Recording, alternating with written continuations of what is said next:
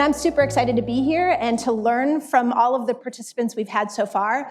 But in particular, I'm excited to learn from Vindi Banga. And we're excited to have him here. He has had a 33-year career at Unilever, where he most recently was the global head of personal care, home goods, and food. And he most recently now has been 15 years a operating partner at CD&R. So we're going to just talk a little bit about some of his strategy at the firm and also the implementation that he's done at Unilever.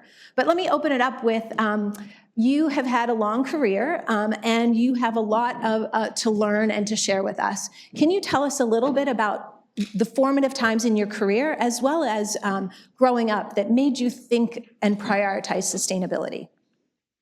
That's interesting. Well, look, I grew up in India, and I went to 6 or 7 schools because my father was in the army, so I guess that made me pretty comfortable with changing locations, and therefore actually a career with Unilever, where we lived in 18 homes around the world, was perfectly comfortable.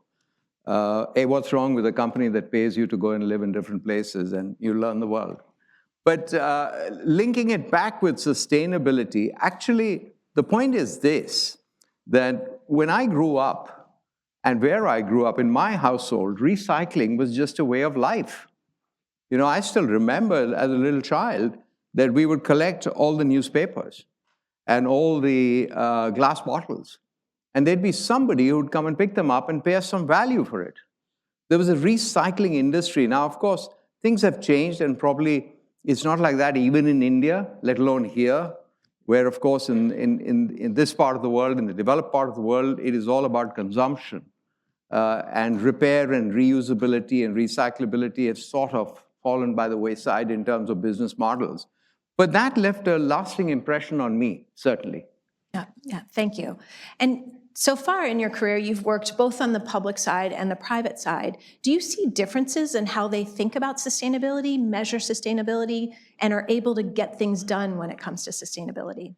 I think what happened is that in the public markets, just because of shareholder pressure and so on, sustainability came to public market companies early. This being said, actually, in some ways, private capital markets have a huge ability to impact sustainability.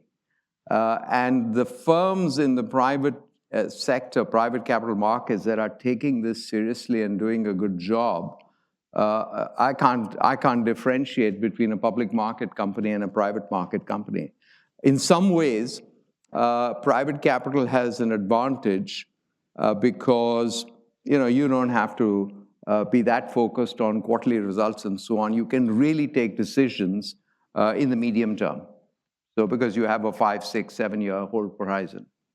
And when you think about the public and the private, and you said sometimes you can't distinguish between those, can you tell us a little about the technology, the regulation, some other elements that would be enablers to success for mitigating climate risk?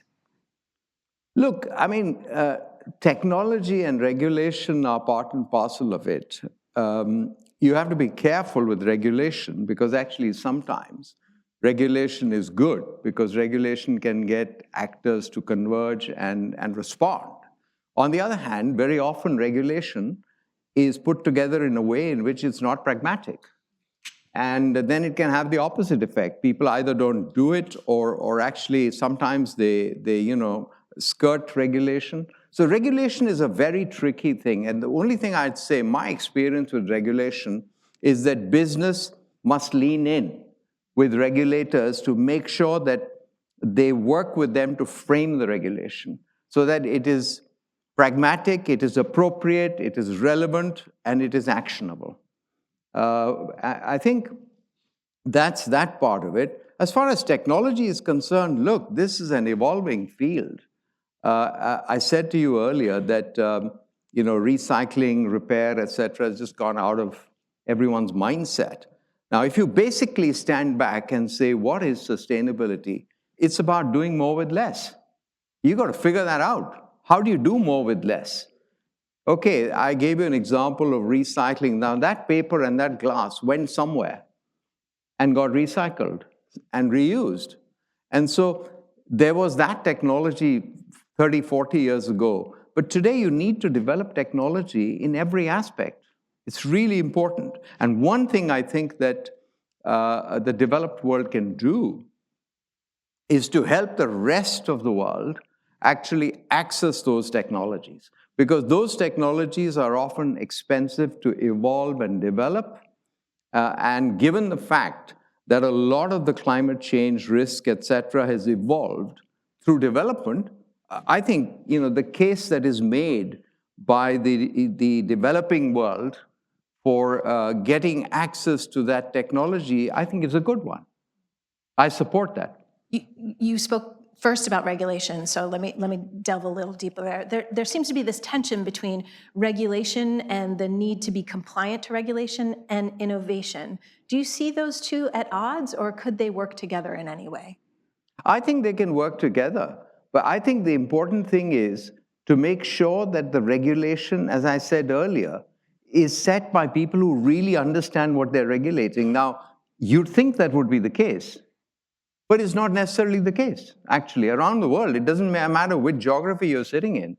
So I think that's really important, is that regulation is not just influenced by multiple stakeholders and who makes the largest noise, but it's actually made by people who really understand the topic and the subject and frame it accordingly. And that's why I said, I'll repeat it again, I think business leaders need to lean in. In every country I worked in, I always encouraged us, and still do, to work alongside government. Government is a very important stakeholder. I mean, let's face it, when you're a consumer business, your entire population are your consumers. For the government, they're the voters. And so, but they're the same people. So, I mean, you've got to try and understand that and work with governments. Can you give us an example, that mantra of do more with less? If you have examples, I mean, you were in charge of the sustainability agenda for Unilever for a very long time. What are some examples of that? Well, look, I can give you many examples of that. I think if I go back long enough, I still recall a very successful innovation was highly relevant to water short India, where Unilever launched a detergent that used half the amount of water. Now think about it, in a country that's short of water, and India is actually short of water in large parts, just as part of the US is. And many countries around the world are. Now, that was a fascinating success in those geographies because, I mean, not many people know, but the marketing people knew that in the south of India, people used to get water for 1 hour in a day in those days. And that's it.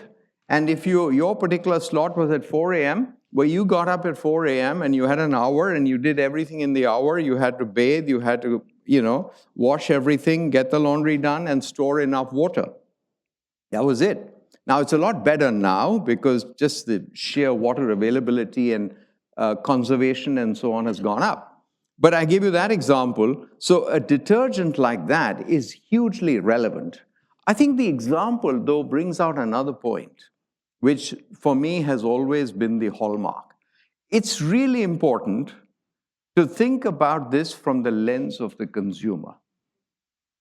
Consumers in general don't quite, although you hear this and you even hear it more in developed markets, they don't really think about sustainability when they're in a retail store buying something. They think about it when they're in conference rooms and over dinner parties. But when they go into a store, they look at the price tag first. And so you've got to be really thoughtful. So you've got to find innovations that are sustainable, but a win for the consumer. And this is a great example. I can give you another one, which is when I was responsible for our global foods business, we took the challenge of ensuring that our Lipton tea bags would be sourced from sustainable tea. Now, bear in mind, at that time, I don't know what it is, what it was, recently, but Unilever used to buy and sell about 15% of the world's tea. So it was quite a big player in tea. And to be honest, we took on this goal because we wanted to lead the field. We had some vague ideas on how we might achieve it, but they were pretty vague, I can tell you. And we sort of gave ourselves 5 years to do it. The good news is that we were able to do it. And actually, we were able to do it, I think, if memory serves me right, in 3.5 years, so earlier than we thought. What was really interesting was that we worked with the plantations to make them more sustainable and all our sourcing supply chain. And we got it certified by a third party, the Rainforest Alliance, to add credibility to our claims. And we put the Rainforest Alliance stamp on our tea bag packs. What was actually fascinating, we did an after-action review to see what had happened. And we found that our market shares went up. And so now, was that sustainability? Actually, really interestingly, the consumer didn't read sustainability from either our advertising or our pack claims. They just thought, you know what, this is better tea. Well, that's fine. That's a win for the environment. It was built out of sustainable plantations, and it's a win for the consumer. So you've got to find, in my view, my main learning has been, you've got to find a way to create a win for the consumer or the customer, depending on what industry you're in. You can't just say, I'm going to be sustainable. Now put your hat on for the managing partner and the operating partner for a firm, and you're investing in these companies. How are you, what are you looking for in terms of these firms embedding climate risk or mitigation into their own strategies when you're making those investment choices? A really good question. Look, climate risk is such an important part of sustainability. And I was saying to Dan earlier that actually companies like Unilever, when I joined, which is now such a long time, it feels like 100 years ago, even at that time, in the 70s, we were thinking about climate. And the reason is because we had used a lot of agricultural raw materials. So companies that were dependent on agricultural sources thought about climate a lot. We just didn't call it climate risk, which has evolved much later. So climate risk is a very important part of sustainability.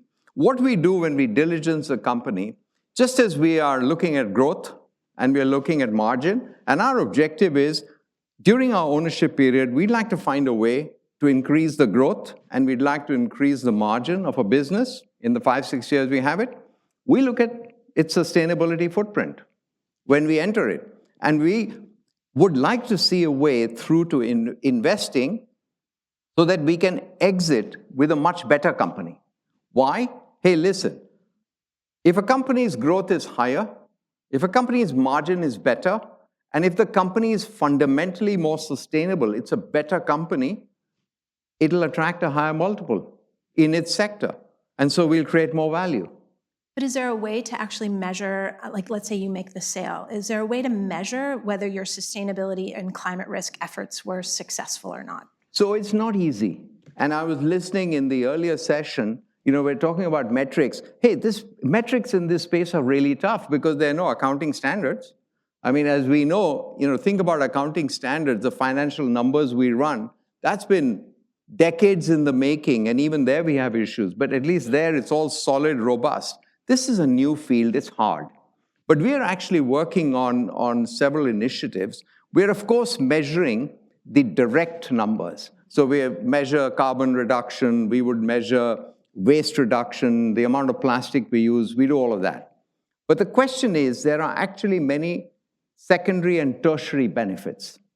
And all of those, identifying the primary benefit, the secondary benefit, the tertiary benefit, and quantifying them is hard.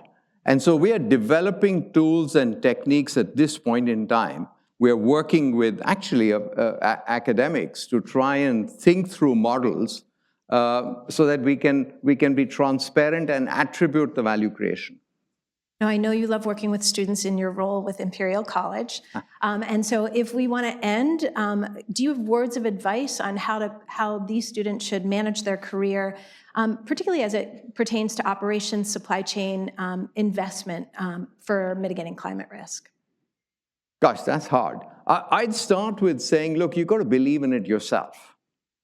If you believe in it, if you believe in doing more with less, I think that's the first question you got to ask yourself. If you really believe in it and it's part of you, you'll be more successful.